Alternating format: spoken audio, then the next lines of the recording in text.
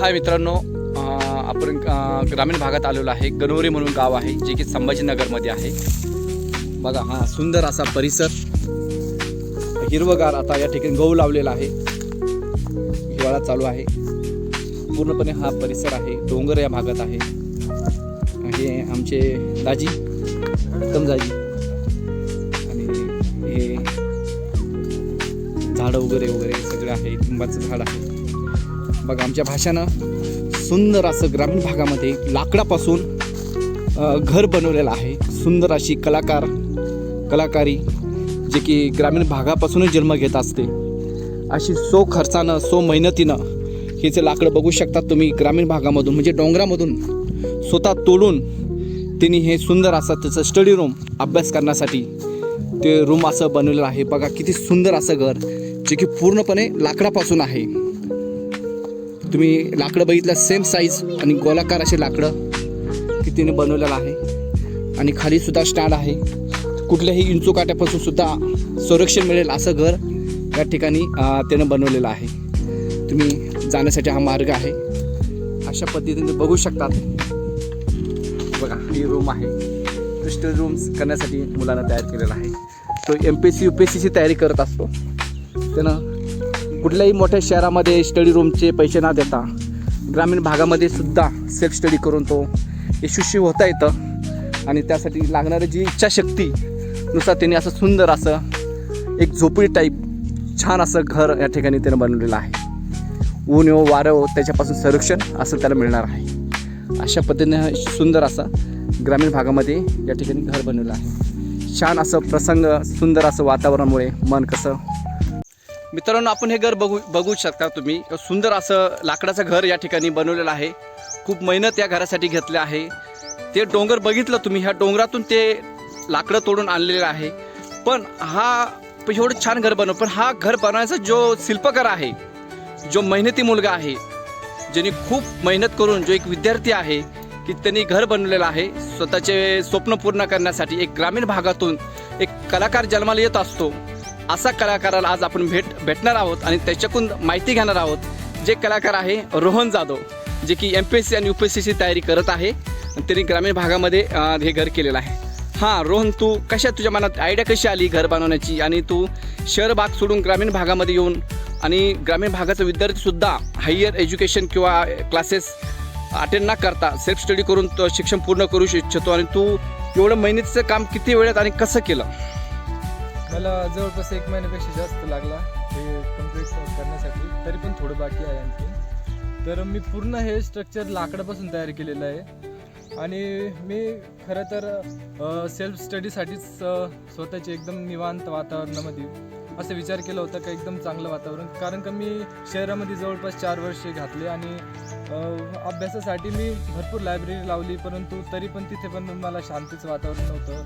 मी युनिव्हर्सिटीच्या लायब्ररीमध्ये गेलो, तिथं भरपूर वेळ अभ्यास केला, पण ते पण अफोर्ड करू शकत नव्हतं. कारण का ते खूप दूर होतं. जाण्या येण्याचा जवळपास 1-1.5 तास जात होता. 2 तास मला जाण्या येण्यामध्ये होत होतं. आणि मग तिथं मला शहरामध्ये ते जमलं नाही, कारण की मी इतका खर्च अफोर्ड करू शकत नव्हतो. मग मी असंच डिझाईन बनवली, अशी जमिनीवर याचं स्ट्रक्चर तयार केलं. आणि मग माझ्या मनात विचार आला का असं खरंच बनावं. मग मी लाकडाचं डोंगराचं भरपूर लाकडं आहे. तू एवढं लाकडं म्हणजे डोंगरातून म्हणजे कसं आणले? डोंगर आता बरंचसा लांब आहे. तुकडे एवढे आता लाकडं तू कसा हा प्रवास कसा केला? कसं लाकडं आणि तू स्वतः तोडले ते लाकडं, हे का नाही?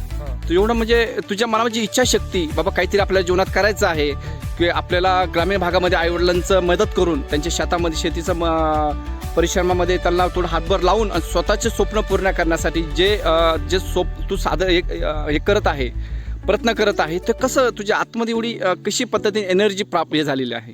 कसे लाकडं तोडले? कसं तू म्हणजे लाकडं तोडणं म्हणजे झाड तोडणं म्हणजे साधी गोष्ट नाही आहे, आणि ते घेऊन इथपर्यंत आणणं तू कसं हे केलं या पद्धतीमध्ये? खूप आता खरं म्हणलं तर माझं आता अभ्यास करण्याचं खूप कमी वेळ आहे माझ्याकडं. जवळपास मी आता 20 वर्षाचं होईल.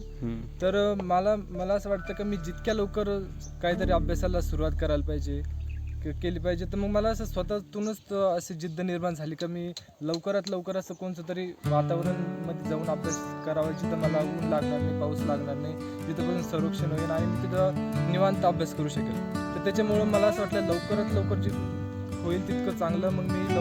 मग गाडी होती माझ्याकडे मोटरसायकल. तसा माझा भाऊ औरंगाबादमध्ये शिकायला जातो. जेव्हा तो इकडे येतो तेव्हा त्याच्याकडे गाडी दिलेली माझी. तर मी ज्यावेळेस तो येतो इकडं तर गाडी घेऊन जातो, डोंगरामध्ये लाकडं तोडून आणतो.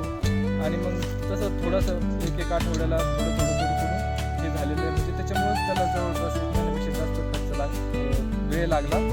आणि मग हे खाली पूर्ण हे पिंपळाचे झाड आहे, तुम्ही बघू शकता. हे पिंपळाचं लाकूड इकडची पूर्ण सागाची हे पण पिंपळाची. म्हणजे खालची जे लाकडं आहेत ते एकदम मजबूत एकदम पिंपळाचे तुम्हाला मजबूत असते पिंपळाचे लाकूड. आणि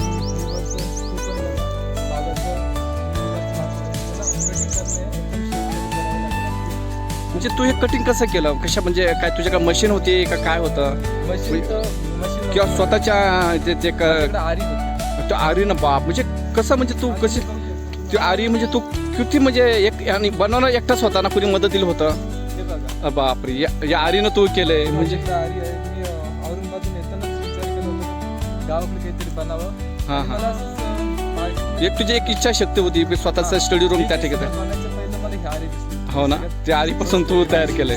हां, ती आरी मला दिसली आणि मी विचार केला काम येईल गावाकडे काहीतरी काम येईल. मग त्याच्यापासून फर्स्ट विकत घेतलेली आरी 300 रुपयाला. हे सगळे लाकडं तू तिकडून आणलेले स्वतः नाही का गाडीवर किंवा?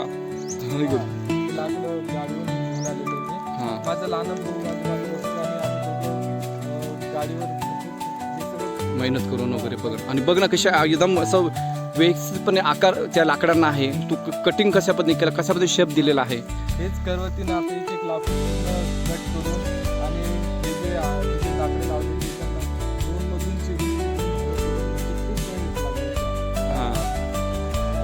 आणि बघ हे सगळं तुझी इच्छाशक्तीनुसार तू तयार केले. काय तुझ्या जीवनामध्ये स्वप्न नेमकं काय तुला तुझ्या कशा पद्धतीने तुझ्या जीवनामध्ये ड्रीम आहे, स्वप्न आहे की जे तुला ते पूर्ण करण्यासाठी तू हे मेहनत करत घेत आहे? तुझ्या भाऊ काय तुझ्या ड्रीम? खरंतर जसं आता वय वाढत चाललं तसं मला असं काहीतरी शांत न बसता काहीतरी करण्याची अशी उमंग घेतली मनामधून. तर त्याच्यामुळे इतक्या लवकर ट्राय करतो MPSC तयार करताय.